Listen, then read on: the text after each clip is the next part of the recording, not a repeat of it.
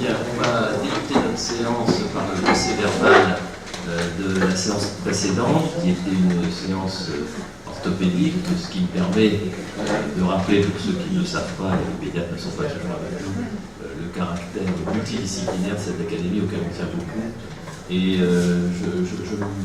si aujourd'hui, vas-y Pascal, on a vraiment l'intention avec Philippe Mar, Xavier Martin, de augmenter encore cette relation avec les sociétés savantes, car je pense que, si vous voulez, dans l'adversité des malaises hospitaliers, des malaises financiers et de tout, je crois que ce proverbe qui est l'union fait la force, c'est important, et que vraiment on pense la génération qui est à l'académie en ce moment et celle qui va venir, que vraiment il faut que cette académie soit vraiment, je ne vais pas dire la société savante de toutes les chirurgies, mais soit un peu un lieu d'unité où chacun puisse s'y retrouver malgré les spécificités complètement différentes d'une spécialité à l'autre, parce qu'il y a quand même un tronc commun qui est de défendre la qualité chirurgicale, l'enseignement de la chirurgie.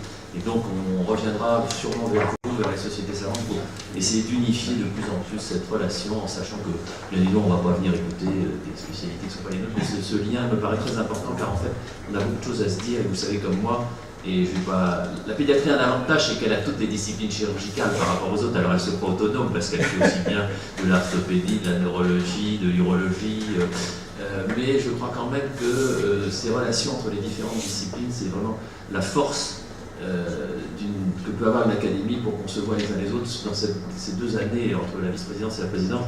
Les relations qu'on a pu avoir aussi bien avec les imprimantes 3D, la chirurgie reconstructrice, les problèmes de pédiatrie, la cellio, pourquoi les robots de cellio sont comme si... Je crois que je voyais la photo que vous montriez sur un robot qui n'a pas l'air d'être un Da Vinci, qui a l'air d'être un... Donc je crois que toute cette énergie qu'on peut avoir les uns les autres, il faut la partager, et je souhaite de tout mon cœur que cette académie soit le lieu de ce partage. C'était une petite remarque.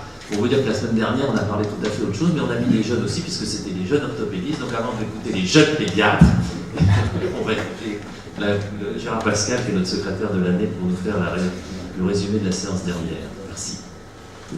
Donc la séance de mercredi passé, révolution de l'orthopédie au XXIe siècle. Sébastien Lustig, robotique et chirurgie orthopédique. Donc aujourd'hui, c'est la robotique en 3 dimensions qui agit, comme il a dit, j'aime bien cette expression, en GPS, en pilotage automatique, ce qui permet à la fois d'anticiper et de positionner les prothèses unicompartimentales de genoux et bientôt bicompartimentales. Demain, c'est la réalité virtuelle pour, d'une part, la formation, et c'est aussi la réalité augmentée qui permet de projeter des images virtuelles donc dans un monde réel. Par contre, il y a encore un questionnement sur le rapport service rendu qui est incontestable, mais aussi le coût important qui doit être précisé. De nombreuses questions et commentaires de Jean Bousset, qui, plus que de robotique, dit qu'il faut parler de chirurgie assistée en 3D, de Richard Villet, qui nous a dit que peut-être demain, le chirurgien ne sera plus en salle d'opération, mais il commandera à l'extérieur de la salle le robot qui sera à l'intérieur, ça fait une petite hauteur quand même. Philippe Montupet, qui considère que c'est un merveilleux outil de formation, mais qu'actuellement, le coût et la maintenance sont un frein. Charles Rivière, la technologie ne doit pas occulter les qualités du chirurgien, ça, je crois que c'est vraiment fondamental. Si par exemple, le robot venait à tomber en panne, Henri Coudane, c'est une information aux patients très complète sur ces nouvelles technologies qui doivent être fournies. Gérard Morvan, quelles informations préopératoires délivrer au robot? Et bien la réponse est que c'est surtout l'enregistrement en 3D de la surface articulaire d'intérieur. Benjamin Blondel sur la chirurgie rachidienne. Aujourd'hui, donc, c'est essentiellement le mini-invasif avec des ostéosynthèses percutanées dans des salles hybrides. Le futur, c'est l'assistance robotisée et l'alignement sagittal grâce à une chirurgie personne par personne, adaptée à un implant 3D sur mesure. Et bien entendu, insistons sur le plus de soutien à l'innovation sur lequel l'Académie nationale de chirurgie a bien entendu un rôle important à jouer. Questions et commentaires de Gérard Pascal. Il y a de plus en plus de procédures judiciaires en raison d'une demande fonctionnelle qui devient excessive sur le rachis. Jacques Caton, quid de l'endoscopie pour hernie discale, celle-ci est en fait le plus souvent réalisée par les neurochirurgiens. Laurent Sedel, dans le mini-invasif, le risque d'infection par nécrose musculaire est-il accru? Non, il y a moins d'infection, par contre il y a plus de douleur du fait de la distraction musculaire. André Ferreira, instrumentation à usage unique, un certain nombre de points forts, le gain en temps, l'absence d'usure, la disponibilité dans le stockage, la stérilisation validée. Par contre, là encore, des questions économiques et environnementales. Questions et commentaires de Sébastien Busti. Au début, on perd ses repères en raison des difficultés de s'adapter à la qualité de l'os. Et concernant donc les aspects environnementaux, on précise que le plastique est recyclable. Richard Villet, l'usage unique règle des problèmes de maintenance, mais attention aux problèmes de stockage dans les blocs opératoires de demain. Charles Rivière, approche patient spécifique et chirurgie prothétique du genou. Nous allons vers une implantation personnalisée, anatomique et cinématique. L'alignement cinématique très important pour positionner les implants sur les 3 axes du genou en respectant l'anatomie de ce genou et sa laxité ligamentaire.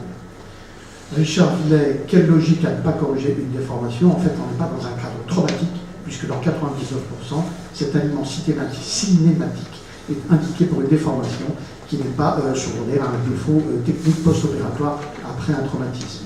Jean Dubousset, il faut aussi parler d'alignement horizontal. Bien sûr, celui-ci est toujours pris en compte, notamment pour la rotule. Mathieu Hélinger, approche biologique dans la reconstruction du ligament croisé antérieur. L'utilisation d'un reliquat de droit, ligament croisé antérieur, est fondamentale pour l'efficacité d'une approche biologique de ligamentisation où interviennent à la fois l'innervation, la vascularisation et la cellularisation. Laurent Sedel, si le ligament n'est pas pris en charge, la ligamentisation ne se fera pas, c'est ce qu'on appelle la mécanotransduction.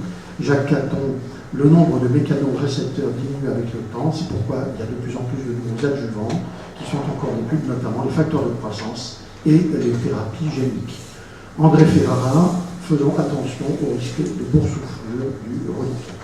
Enfin, Zaga Péguin, prise en charge moderne des affections ostéo-articulaires de l'enfant et de l'adolescent. Alors beaucoup d'innovations, j'en ai retenu 3. Le fixateur externe hexapodal, qui permet donc une correction logicielle de toutes les déformations. Le deuxième, c'est ce clou d'allongement motorisé, qui est un système magnétique d'allongement linéaire, qui est tout à fait indolore. Et les laboratoires d'analyse du mouvement, qui sont des corrections simultanées, multiples, de la marche en 3 dimensions. Je vous remercie.